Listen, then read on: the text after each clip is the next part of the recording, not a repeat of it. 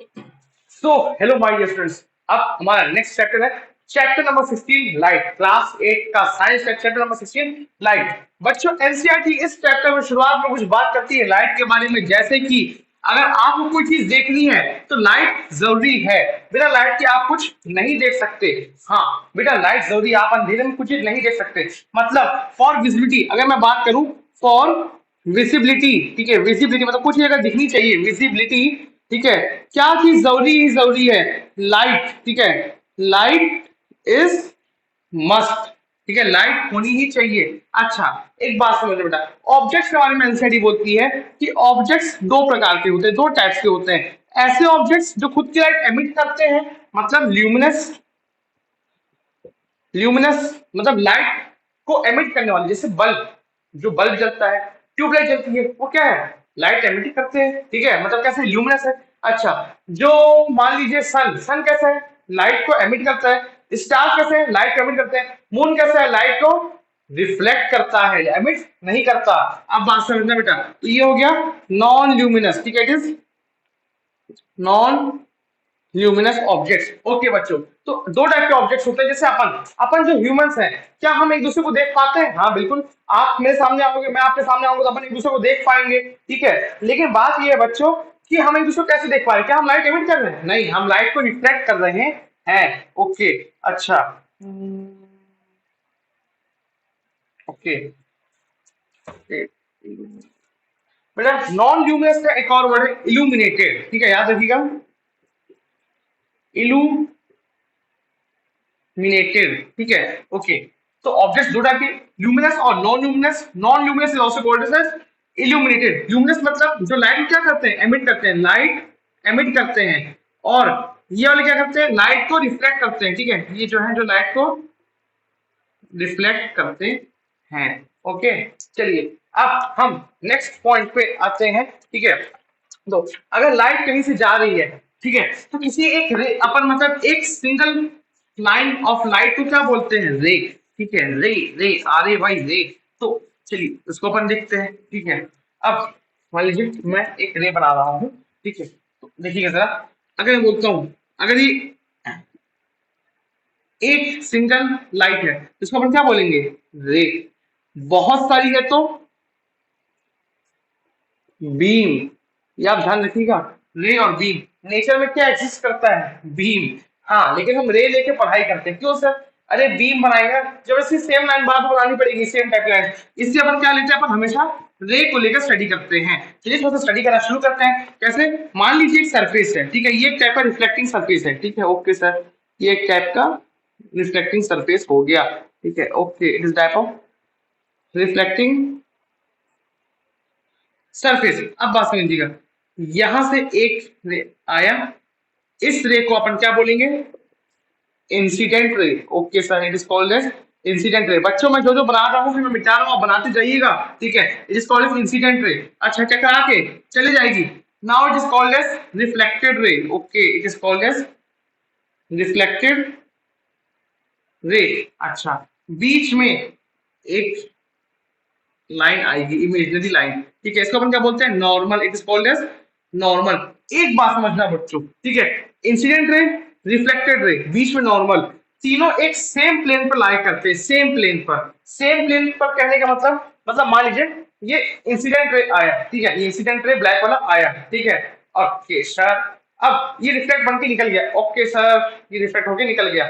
अच्छा, ये हमें सेम प्लेन पर आएंगे, मतलब ऐसे, ऐसा नहीं होगा कि मतलब ये यहां से आया और ये ऐसे चला जाएगा, मतलब ये ब्लैक वाला यहां से आ रहा है इंसिडेंट, और ये ब्लू वाला रिफ्लेक्टेड ऐसे जाएगा, ऐसे नहीं होगा, मतलब सेम, ठीक है, इस तरीके से, मतलब हमेशा ऐसे रहेंगे, ऐसे, इस तरीके से आप देख सकते हैं, इस तरीके से रहेंगे। तो बात समझिएगा। ओके, तो पहला यहाँ पर अपन laws of reflection, laws of बेटा रिफ्लेक्शन पढ़ेंगे, ठीक है, तो हम इस बारे में बात करेंगे। तो पहले यहाँ पे बात करते हैं एंगल ऑफ इंसिडेंस, को अपन बोलते हैं एंगल ऑफ इंसिडेंस, ठीक है, एंगल थोड़ा टेढ़ा बनता है, सॉरी, ठीक है, ये angle of incidence is always equal to angle of reflection. तो एक बात समझिएगा, मैं शॉर्ट फॉर्म में आपको दो लॉस दे रहा हूं, ठीक है, लॉस ऑफ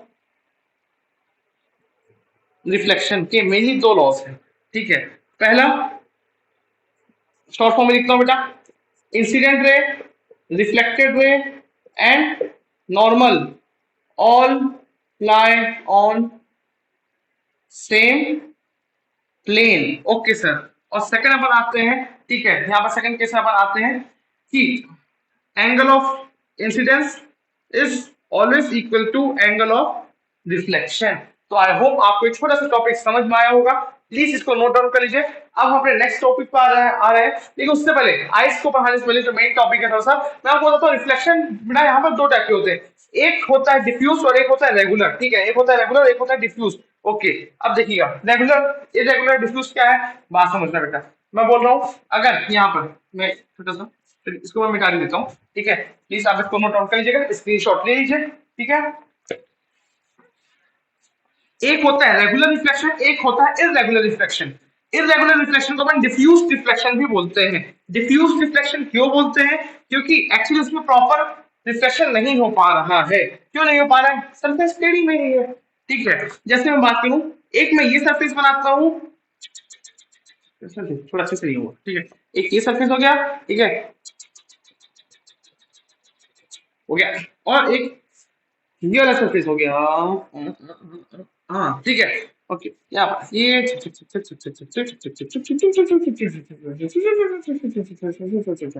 है। अब देखिएगा यहाँ पर, देखो अब यहाँ पर रेस आएंगी ऐसे, पैरेलल रेस आई, अच्छे से बना दिया जाए इस तरीके से, ये ऐसे रेस आई, ठीक है, और ये ऐसे चले गए इस तरीके से। तो बस समझिएगा ये क्या हो गया, रेगुलर रिफ्लेक्शन, ठीक है, ये हो गया रेगुलर रिफ्लेक्शन, ठीक है बच्चों। अच्छा, यहाँ पर क्या होगा, यहाँ पर पैरेलल रेस आई, लेकिन थोड़ा सी ऊपर खाबड़ है, तो ये क्या हो रहा है, यहाँ पर रेस पैरेलल आई तो, लेकिन पैरेलल गई नहीं, यहाँ पर क्या हो गया, ये इररेगुलर हो गया, ठीक है। So it is called as irregular reflection. ऐसा क्यों हुआ बच्चों, क्योंकि यहाँ पर जो सरफेस है, ठीक है, रिफ्लेक्टिंग सरफेस है, वो कैसा है, थोड़ा इररेगुलर है, इसी सरफेस की वजह से यहाँ पर रिफ्लेक्शन कैसा हो गया, इररेगुलर हो गया। And irregular reflection is also called as diffused reflection, ठीक है, it is also called as diffused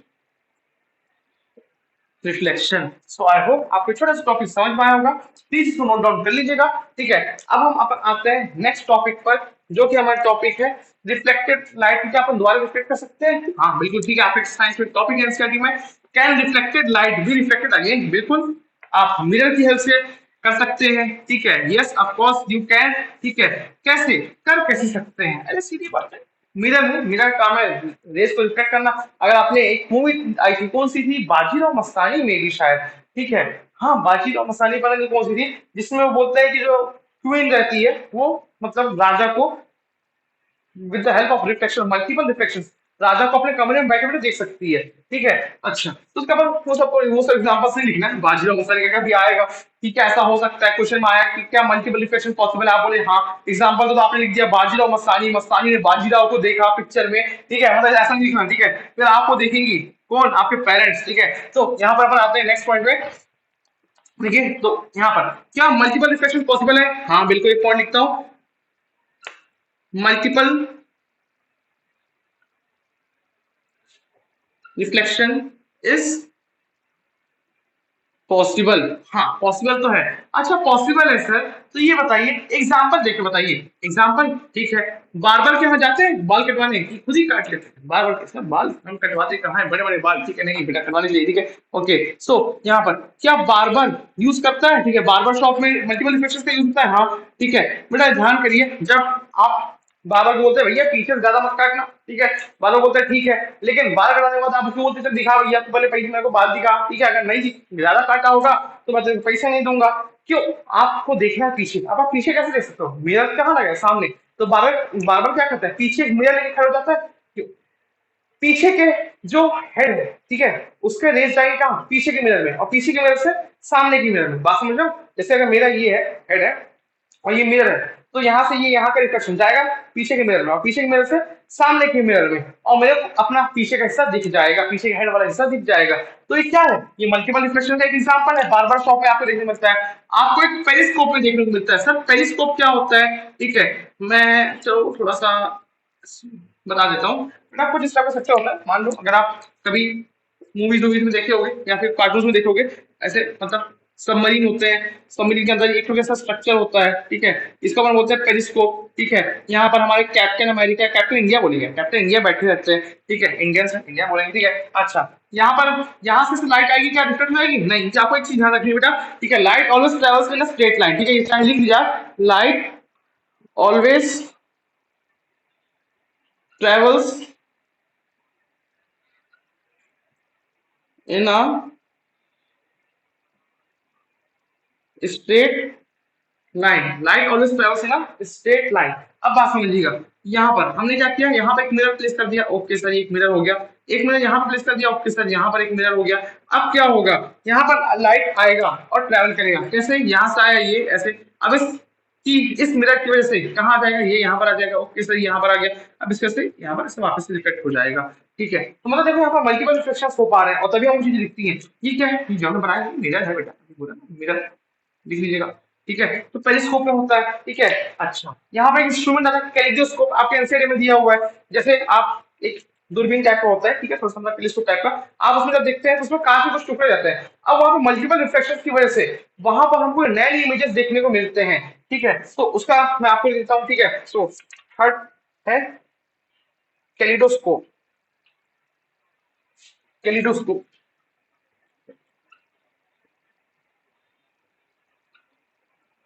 kaleidoscope, हाँ। अब तो प्लीज नोट डाउन कीजिए बेटा। अब हम इस चैप्टर के सबसे मेन टॉपिक पे आने वाले हैं, अवर आइस। मैं आपको आइस के बारे में पढ़ाने वाला हूँ, ठीक है। ओके, तो प्लीज बच्चों इसको नोट डाउन कीजिए। डस्टर की तरह क्या, ये डस्टर, ठीक है। अच्छा चलिए,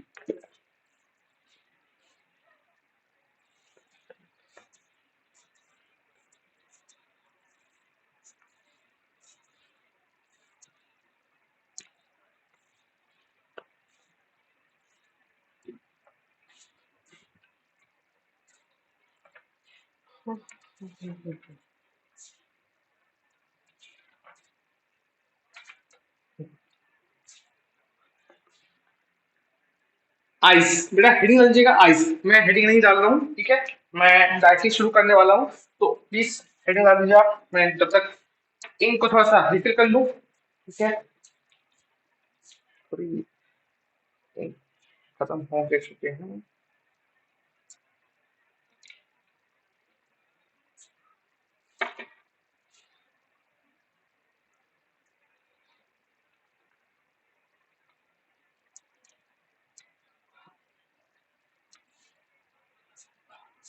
हाँ बेटा, अमर आइस।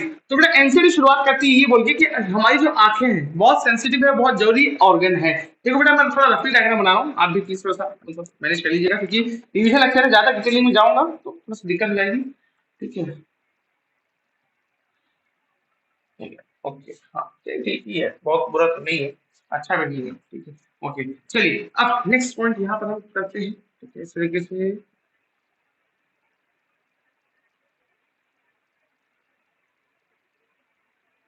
ओके,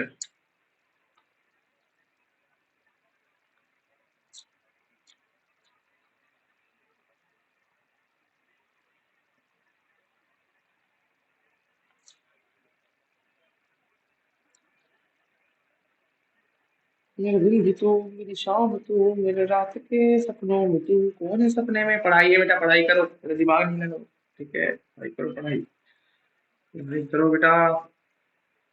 कुछ बनना है, पैसे कमाने हैं, दुबई जाना है, ठीक है।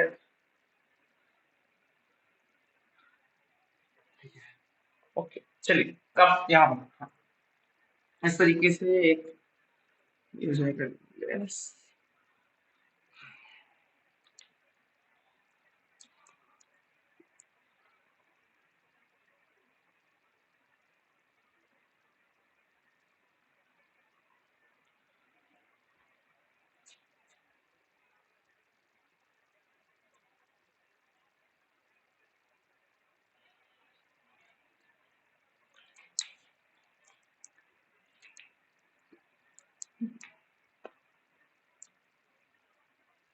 आप चाहे तो फास्ट फॉरवर्ड कर सकते हैं इस वीडियो को, तो आप लोगों के लिए इजी पड़ेगा।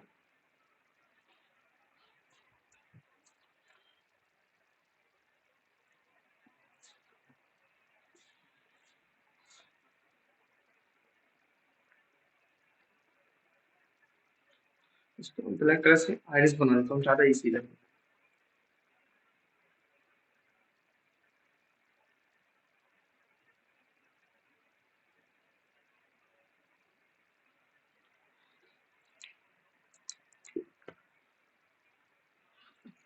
हाँ बेटा, ट्यूमर आपके में दिया हुआ है, उसको सॉल्वेट्रस दिया। चलिए अब यहाँ पर नेक्स्ट पॉइंट पे अपन आते हैं। चलिए देखिएगा बेटा जरा यहाँ पर, ये बेटा हमारे आइस को किस तरीके से दिखते हैं, ठीक है। हमारे आइस का परफेक्टली स्पेरिकल है नहीं, ठीक है। ये हमारे आइस कैसे होते हैं, रफली स्पेरिकल, ठीक है। रफली स्पेरिकल, रफली स्पेरिकल, रफली स्पेरिकल मतलब लगभग लगभग गोल होते हैं, ठीक है। अब इसको आप लिख लीजिएगा क्योंकि मैं इसको मिटाने वाला हूँ, ये मैंने मिटा दिया। रफली स्पेरिकल होते हैं हमारे आइस, ठीक है। अच्छा, ये हमारे आइस की जो आउटर कोट होती है, ठीक है, आउटर कवरिंग, ठीक है, it is the outer coat, ठीक है। ये दो हिस्सों में डिवाइड रहती है, क्यों मैं भी बता देता हूँ, ठीक है। ये आउटर कोटिंग है, ये आउटर कोटिंग, ओके, ये आउटर कोटिंग, ये हमारे आउटर कोटिंग हो गई। अच्छा, ये जो आउटर कोटिंग होती है हमारे आइस की, ये दो हिस्सों में डिवाइडेड होती है, क्यों बेटा, पीछे का स्क्लेरा, सामने का कॉर्निया। ये जो पीछे वाला हिस्सा है, ठीक है, कॉल्ड एज स्क्लेरा, ठीक है, स्क्लेरा, और सामने वाला हो गया कॉर्निया, कॉर्निया। क्यों मैं यहाँ पे बोल रहा हूँ, हमारा जो आउटर कोट है, ठीक है, आउटर कोट है, वो दो हिस्सों में डिवाइडेड है, एक है स्क्लेरा और एक है कॉर्निया, ठीक है। अच्छा, ऐसा क्यों, सामने का जो कॉर्निया रहता है वो ट्रांसपेरेंट रहता है और पीछे जो स्क्लेरा होता है वो ओपेक होता है, मतलब यहाँ से लाइट ट्रेवल नहीं कर सकती, ठीक है, यहाँ पे ब्लॉक हो जाएंगे। ओके सर, ये स्क्लेरा है, ये कॉर्निया है, यहाँ पे लिखता हूँ, ठीक है, कॉर्निया, स्क्लेरा। स्क्लेरा कैसा होता है, ओपेक होता है, ठीक है सर। अच्छा, कॉर्निया कैसा होता है, ट्रांसपेरेंट होता है, ओके सर, ठीक है, ट्रांसपेरेंट। अच्छा, यहाँ पर आउटर कोट का क्या काम होता है बेटा, ये आइस को प्रोटेक्ट करते हैं। स्क्लेरा थोड़ा सा हार्ड होता है, ज्यादा हार्ड नहीं, पत्थर जैसा नहीं, लेकिन फिर भी थोड़ा सा हार्ड होता है ताकि आइस को प्रोटेक्ट कर सके। अच्छा, यहाँ पर हमारे पीछे लेंस रखे होते हैं, इस किस टाइप के लेंस होते हैं, बाई कॉन्वेक्स, ठीक है, बाई कॉन्वेक्स, आप पढ़े हो, ठीक है, जिसके एंडिंग होते हैं जो पतले हो जाते हैं, ठीक है, it is called as biconvex. So ये बाई कॉन्वेक्स लेंस रखे होते हैं, ठीक है सर। अच्छा, यहाँ पर समझिएगा, यहाँ पर आपको ये स्ट्रक्चर दिख रहा है ब्लू कलर से, ठीक है, इस कॉलेज सीलियरी मसल्स, ठीक है, ये these both are called ciliary muscles, मैं एक ही जगह देता हूँ, ciliary muscles, okay sir, these are called ciliary muscles. अच्छा, अब सीलियरी मसल्स से निकलते हैं कुछ यहाँ पर और मस्कुलर स्ट्रक्चर, इसको अपन क्या बोलते हैं, आइरिस, जो मैंने ये बनाए हुए हैं, it is called as iris. मैं इस तरह नहीं लिख रहा हूँ क्योंकि, ठीक है, ये it is called as iris. और आइरिस जो आंखों कलर होता है बेटा, थोड़ा ध्यान देखिए, जो आंखों कलर होता है, तो आंखों कलर के सब में सेम रहता है नहीं, किसी में ब्लैक, किसी में थोड़ा ब्लूइश होता है, किसी में ब्राउन होता है, और शायद कहीं कहीं ग्रीन भी देखने को मिलता है, ठीक है। तो मतलब आइरिस का काम क्या है, ठीक है, यहाँ पर कलरिंग कर रहा है, ठीक है, जो कलर होता है किसके होता है, ठीक है, आइस की वजह से, ठीक है, कलर ऑफ आइस, ठीक है, आइस क्या करवा रहा है, कलर ऑफ आइस, ठीक है, आइस किस टाइप कलर के दिखते हैं वो हमको दिखवाता है, ठीक है, मसल्स से बने हुए रहते हैं। अच्छा, आइरिस के कलर के लिए आए हैं नहीं, इसका मेन काम और है। एक बात समझना बेटा, आइरिस, ये भी आइरिस है, ये भी आइरिस है, ये दोनों आइरिस है, ठीक है, इसके बीच में जो जगह है इसको वो तो बोलते हैं बेटा प्यूपिल, ठीक है, दूसरे कलर से डिनोट करता हूँ, it is called as pupil. तो प्यूपिल का कोई स्ट्रक्चर है नहीं, प्यूपिल जो खाली जगह है, आइरिस एक स्ट्रक्चर है, सीलियरी मसल एक स्ट्रक्चर है, लेंस एक स्ट्रक्चर है, कॉर्निया और स्क्लेरा एक स्ट्रक्चर है, लेकिन ये इस कॉमन क्या होता है, प्यूपिल। प्यूपिल तो एक खाली जगह है, ठीक है, इट इज खाली जगह, प्यूपिल, प्यूपिल जो खाली जगह है। क्यों खाली जगह, यहीं से लाइट एंटर करेगी, कहां पर, हमारे लेंस में। और बात समझिएगा, सीधी मसल से निकलते हैं बहुत सारे मसल्स, ठीक है, और क्या करते हैं, लेंस को बाइंड कर लेते हैं, इसमें पकड़े रहते हैं, लेंस हवा में झूलता रहेगा बेटा, इस तरीके से यहाँ से हमारे मसल्स बहुत सारे आते हैं और सीधी मसल से निकलते हैं और लेंस को पकड़ लेते हैं। मैं फिर से रिपीट कर रहा हूँ पूरे टॉपिक को, हमारे आइस रफली स्फेरिकल होते हैं, ठीक है, आउटर कोट दो हिस्सों में डिवाइड होता है, स्क्लेरा और कॉर्निया, स्क्लेरा ओपेक होता है, कॉर्निया ट्रांसपेरेंट होता है। अच्छा, यहाँ पर जो कॉर्निया होता है सामने कैसा होता है, ट्रांसपेरेंट होता है, यही लाइट एंटर करती है। अच्छा, नेक्स्ट पॉइंट, यहाँ पर आइरिस होता है, आइरिस कैसे होता है, मसल्स के वजह होते हैं, इससे कॉन्ट्रैक्ट रिलैक्स कर सकते हैं। आपको मैंने बहुत बार बताया है कि मसल्स के पास दो पावर होती है बेटा, कैसी, कॉन्ट्रैक्शन और रिलैक्सेशन की, ठीक है, कॉन्ट्रैक्शन और रिलैक्सेशन की अच्छी खासी पावर होती है, ठीक है, रिलैक्सेशन, ओके, यहाँ पर होता है कॉन्ट्रैक्शन एंड रिलैक्सेशन। अब बात समझिएगा, contraction and relaxation, contraction and relaxation मतलब चीजें बढ़ सकती हैं, छोटी सकती है, बढ़ सकती है, छोटी सकती है। मूवी देखिए मुन्ना भाई एमबीबीएस, अब मत देखना, अगर नहीं देखोगे तो देखोगे तो अच्छी बात है, नहीं देखोगे तो अब एग्जाम के बाद देखना बच्चों, ठीक है। अब देखना यहाँ पर, वहां पर एक रहता है, एक पर्सन जो कोमा में रहता है, आनंद भाई। आनंद भाई को एक बार क्या करते हैं, डॉक्टर रहते हैं जो आंखों में टॉर्च मारते हैं, उसकी आंख का साइज छोटा बड़ा होता है, छोटा बड़ा।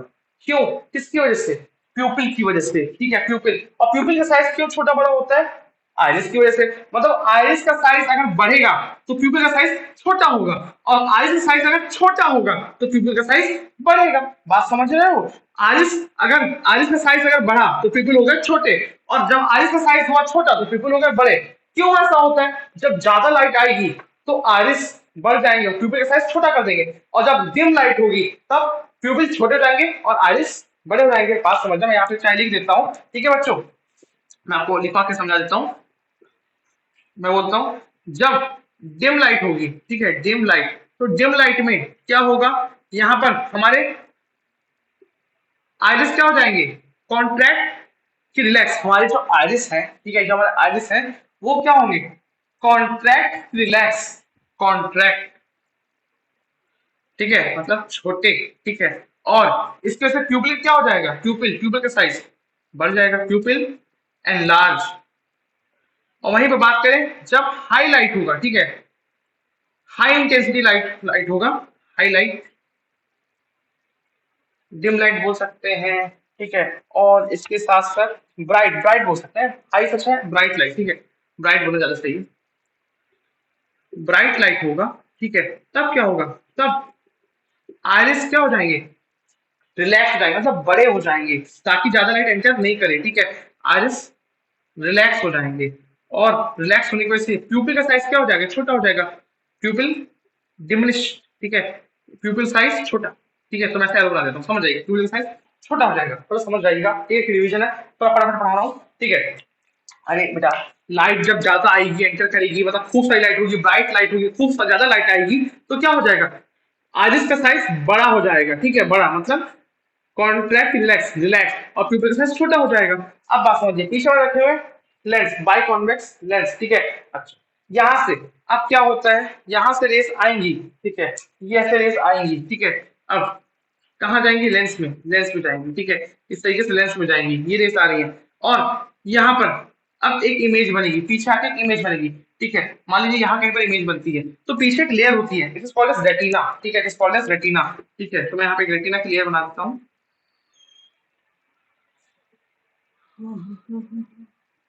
ये रेटिना। सर ये क्या, ये क्या है, ये ब्लाइंड स्पॉट है बेटा, एक जगह पर रेटिना क्लियर नहीं रहती, इसको अपन क्या बोलते हैं, ब्लाइंड स्पॉट, इसको भी लिखवा देता हूँ, ठीक है। और बाकी जो है बेटा, इसको अपन क्या बोलते हैं, इट्स कॉल्ड एज रेटिना, ठीक है, रेटिना। रेटिना में ही बेटा सेंसिंग होती है, और ये जो आप देख रहे हैं, it's called as blind spot, ठीक है। ब्लाइंड स्पॉट में, ठीक है, कोन्स और रॉड्स एब्सेंट होते हैं, कोन्स और रॉड्स के अभी बताते हैं, ब्लाइंड स्पॉट, ठीक है, cones and rods absent, cones and rods absent. Retina, retina मतलब क्या होता है, रेटिना बेटा एक्चुअली एक लेयर है, सेल्स से बनी हुई एक लेयर है। कितने टाइप की सेल्स, दो टाइप की सेल्स, ठीक है। तो यहाँ पे मैं लिख देता हूँ, ब्लैक पेन से लिखता हूँ, रेटिना दो टाइप की सेल्स से बनी होती है, एक कोन्स और एक रॉड्स, ठीक है। अच्छा, कोन्स और रॉड्स से मिलकर बनी होती है।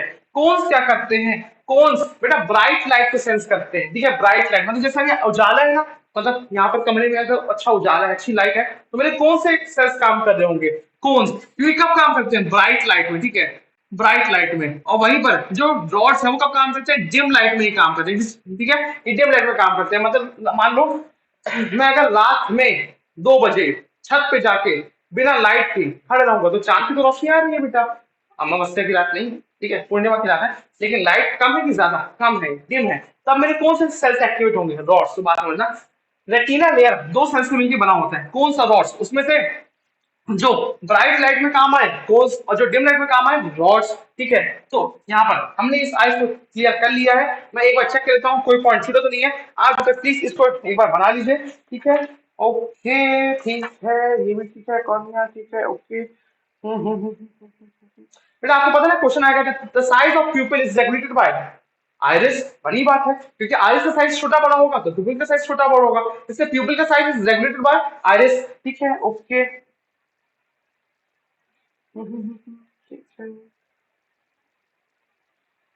ब्लाइंड स्पॉट आपको बता दिया, ब्लाइंड स्पॉट में एब्सेंट होते हैं, कौन एब्सेंट होते हैं, कौन से डॉट्स एब्सेंट होते हैं, लास्ट पॉइंट मैं आपको बता देता हूँ। ठीक है, यहाँ पर हमारे रेटिना से क्या होते हैं, कौन से हमारे ऑप्टिक नर्व्स, इस तरीके से मान लीजिए ये ऑप्टिक नर्व्स है, ये ऐसे, ये ऐसे गए, ये इस तरीके से बहुत जगह से गए हैं, जगह जगह से ऑप्टिक नर्व्स गए हैं। ठीक है, इस तरीके से, ठीक है, यहाँ से ऑप्टिक नर्व्स गए हैं, इस तरीके से।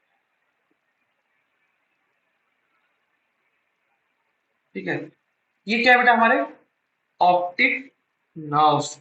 ठीक है, और इसी के साथ हमारा आईज वाला सबसे मेन टॉपिक होता है कंप्लीट। आई होप आपको समझ में आया होगा। कोई भी डाउट हो आप बिल्कुल बेझिझक पूछ सकते हैं, मैसेज पे, व्हाट्सएप पे कॉल करके प्लीज का स्क्रीनशॉट ले लीजिए। कोई भी डाउट हो आप एक बार देख लीजिएगा, कोई भी डाउट हो बिल्कुल बेझिझक पूछ लीजिएगा। ठीक है, डायग्राम थोड़ा रफली बनाए, फिर अपन आते हैं अपने नेक्स्ट टॉपिक पे, लेकिन लास्ट चीज हम थोड़ा सा कवर करते हैं। लास्ट में एनसीडी बोलता है कि हमको अपने आइस की प्रोडक्शन क्या करनी चाहिए। ठीक है, तो उसके लिए कुछ पॉइंट्स लिखा, प्लीज लिख लीजिएगा। ठीक है, एनसीईआरटी रीडिंग मस्ट है हर चैप्टर में। और अपन आते हैं Braille system. What is Braille system? बेटा एक साइंटिस्ट थे, वैसे साइंटिस्ट नहीं थे बेटा, ठीक है, एक्चुअली नॉर्मल पर्सन थे। तो उनका नाम था बेटा ब्रेले। ठीक है, ब्रेले सरनेम था, उनका पूरा नाम था लुइस ब्रेले। ठीक है, यहाँ पर उनका पूरा नाम था लुइस ब्रेले। ठीक है, थोड़ा फटाफट समझ जाइए बेटा। ठीक है, ज्यादा इसमें नहीं लिख पाऊंगा, छोटा सा पॉइंट है। ठीक है, व्हाट इज ब्रेले सिस्टम? ठीक है, ब्रेले सिस्टम क्या होता है बेटा? एक साइंटिस्ट थे, उनका नाम था लुइस ब्रेले। ठीक है, तो मैं यहाँ पर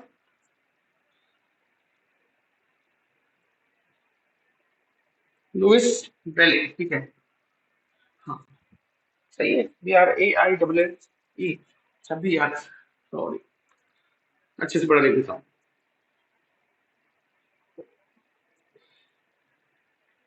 हाँ बेटा, एक पर्सन थे लुइस ब्रेले, वो खुद कैसे बेटा ब्लाइंड थे एक्चुअली। ठीक है, वो खुद कैसे थे, ब्लाइंड थे, और उनको हमेशा से दिक्कत होती थी चीजों को पढ़ने में, क्योंकि ऑब्वियस सी बात है जो ब्लाइंड है वो पढ़ ही कैसे सकता है। तो उन्होंने एक मेथड सोचा, उन्होंने सोचा जो ब्लाइंड पर्सन है देख तो नहीं सकते, लेकिन क्या टच के सेंस को महसूस कर सकते हैं, हाँ छू के तो पता लगा सकते हैं। तो उन्होंने बोला क्यों ना हम वर्ड्स को डॉटेड स्ट्रक्चर में लिखना शुरू करते हैं। ठीक है, तो उन्होंने कुछ पैटर्न बनाना शुरू कर दिया। ठीक है, लेकिन हाँ उन्होंने कब बनाया बेटा? उन्होंने बहुत पहले बनाया था। ठीक है, कहाँ लिखा है, ओके 1821 में। ठीक है, 1821 में बनाया था, लेकिन उसको पब्लिश बहुत बाद में किया गया था। ठीक है, तो आप समझिएगा, वो मेन पॉइंट तो नहीं है, मेन पॉइंट ये है लुइस ब्रेले एक नॉर्मल पर्सन थे जो ब्लाइंड थे, और उन्होंने बेटा एक सिस्टम बनाया। ठीक है, सिस्टम, ठीक है, और कौन system? For reading method for blind person, system for reading aid for blind person. मतलब एक ऐसा सिस्टम जिससे जो ब्लाइंड पर्सन है वो भी रीड कर सके। और वो सिस्टम में क्या था बेटा? यहाँ पर dots and other patterns based थे, डॉट्स एंड अदर पैटर्न्स। ठीक है, डॉट्स एंड अदर पैटर्न्स। मैं फिर से रिपीट कर रहा हूँ, एक नॉर्मल पर्सन थे, उनका नाम बेटा लुइस ब्रेली था। वो खुद ब्लाइंड थे, इसलिए वो अपने दुख दर्द को समझ पा रहे थे, पढ़ने लिखने में दिक्कत हो रही थी। उन्होंने सोचा कैसे सिस्टम बनाया जाए जिससे ब्लाइंड लोग पढ़ सके। तो ब्लाइंड लोग कैसे पढ़ सकते हैं, देख तो सकते नहीं है, कैसे पढ़ेंगे? टच की हेल्प से। उन्होंने बोला कि कुछ ऐसा सिस्टम बनाया जो टच पे काम करे, मतलब कुछ पैटर्न्स है जिसको टच होने पर हम समझ सके। तो उसी के वो बना है ब्रेले सिस्टम। ठीक है, तो आप प्लीज इसको नोट डाउन कर लीजिए। हम मिलते हैं, और आपके एनसीईआरटी में एक सिस्टम दिया हुआ है यहाँ पर बॉक्स में कि ब्रेले सिस्टम में कैट को कैसा लिखा जाएगा, तो आप इसको रीड कर सकते हैं। ठीक है, ओके, तो अब हम मिलेंगे अपने नेक्स्ट चैप्टर में नेक्स्ट टॉपिक के साथ। तब तक के लिए बच्चों टाटा, बाय बाय।